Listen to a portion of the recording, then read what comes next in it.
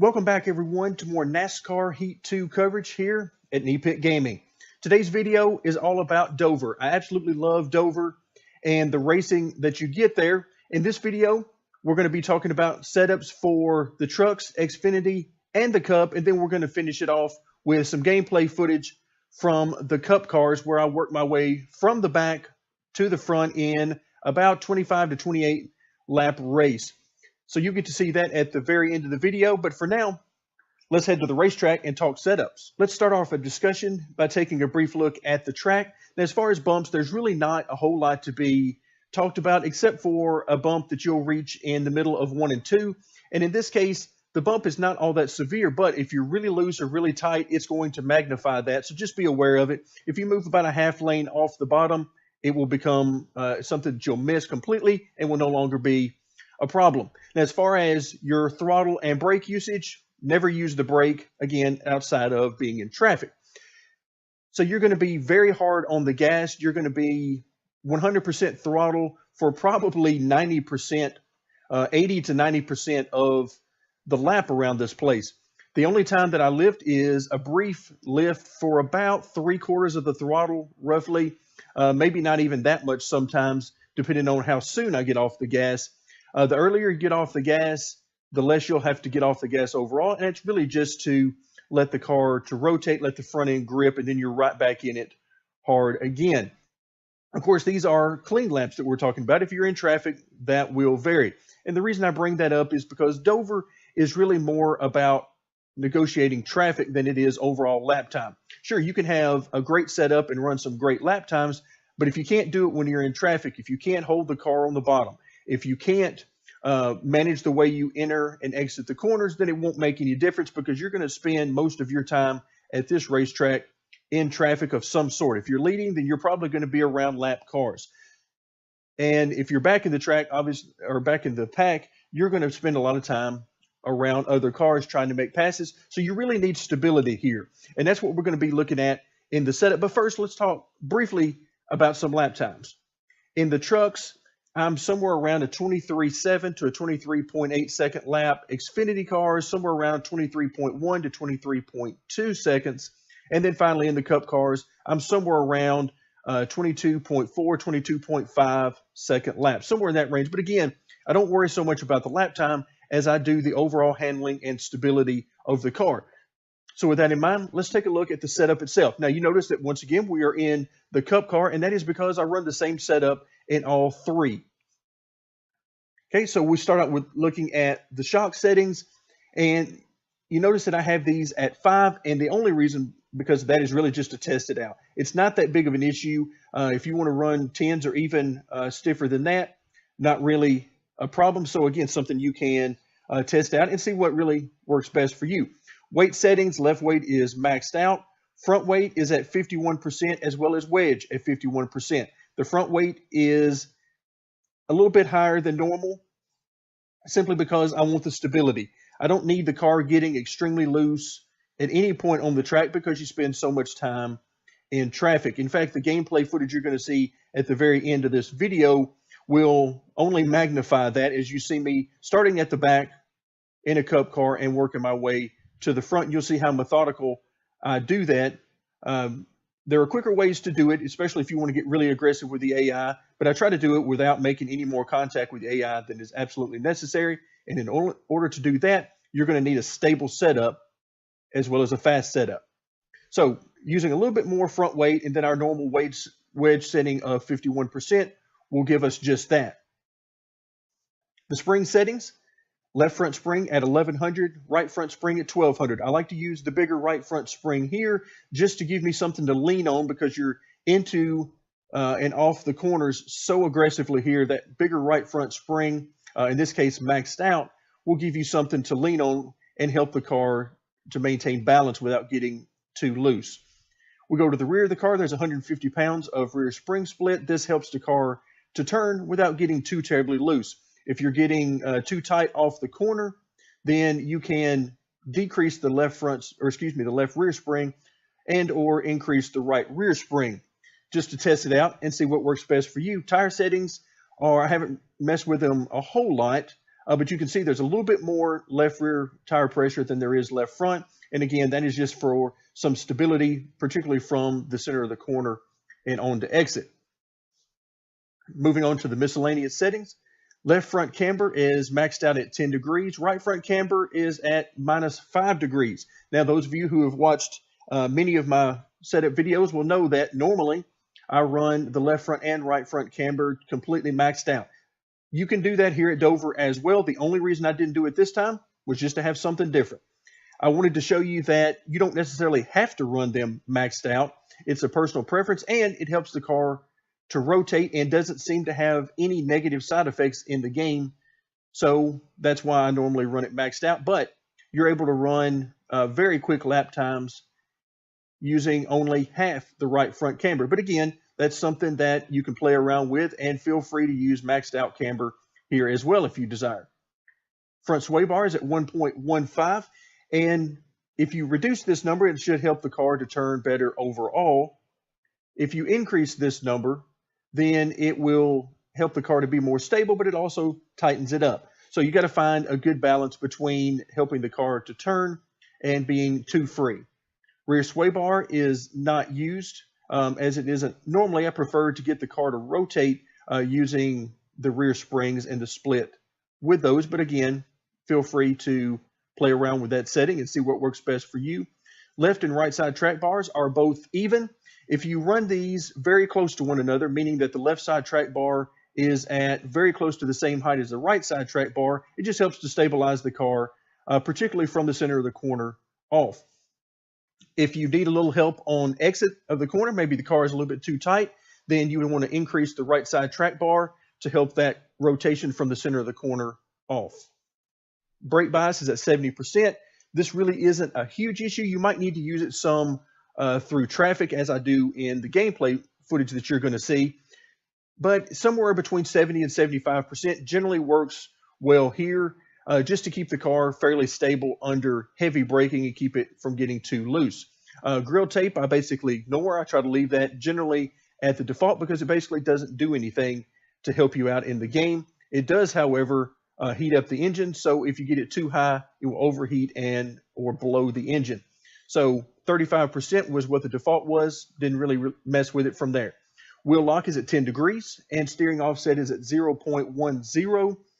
Wheel lock, 10 degrees feels good for me, but this is essentially a way to adjust the sensitivity of the wheel. However, it feels a little bit different than adjusting the sensitivity of the wheel in the options within the game itself. So I normally leave this at 10 degrees. And anytime I want to adjust the sensitivity, I'll go into the options and do so. Steering offset of 0.10. This is a measure of how the car behaves on the straightaway.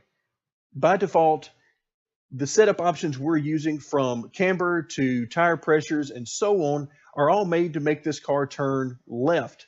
So on the straightaway, the car wants to lean to the left, and you're going to have to steer back to the right to keep it up on the straightaway.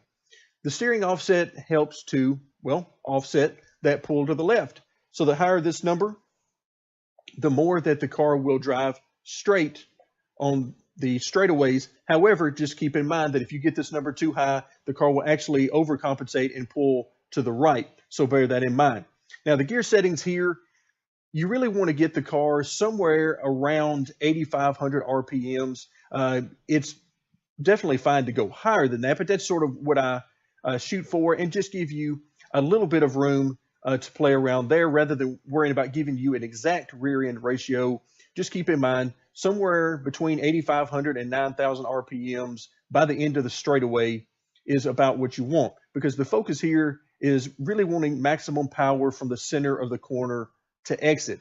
That's where you're going to get a run on the person in front of you, and that's how you're going to make the best passes. So you really want to make sure that you optimize your RPMs for that section of the track. So with that in mind, we've now talked about the track itself. We talked about the setup. We've talked about lap times. Now it's on to the gameplay. So stay tuned for a cup race against the Maximum Strength AI. Thank you very much for joining me, and stay tuned for more NASCAR Heat 2 coverage here at Knee Pit Gaming.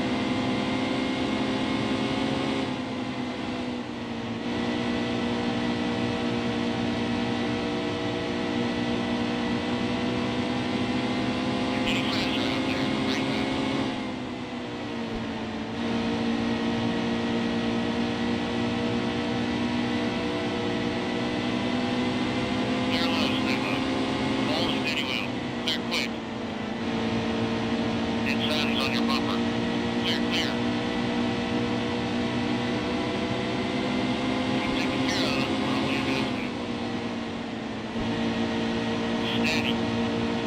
Clear, clear.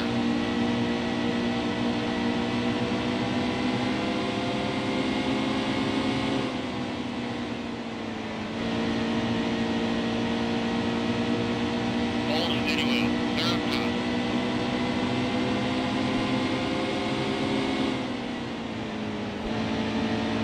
Hold your line. Clear, quick.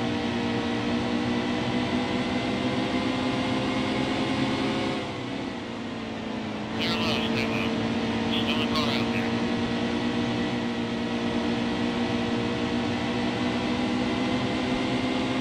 All clear, driver. Still there, he's out.